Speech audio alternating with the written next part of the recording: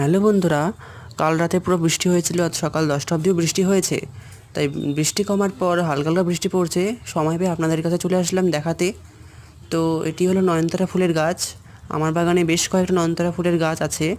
আপনাদেরকে দেখাইছি যে এই গাছে কত ফুল ফোটে, কীভাবে ফোটে বলুন তো। মাথাগুলো ভেঙে দিতে হবে, তাহলে প্রচুর শাখা পোশাখা বেরোবে এবং খুব ফুলে বেরোবে। তখন আমি ভেঙে ফেলেছি, সবকটা গাছেরই ভেঙে দিয়েছি।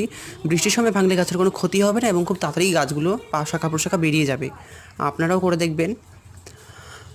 তার সাথে আমার যে কুমড়ো গাছটি রয়েছে একটু দেখে নিই। কুমড়ো গাছে ফুলগুলো কিন্তু খুব বড় হয়ে গেছে, 2-3 দিনেই ফুটে যাবে। ফুলগুলো কিন্তু বেশ কাজে লাগে, খেতেও ভালো লাগে। তার সাথে স্ত্রী ফুল ফুললে পলিনেশন করতেও হবে।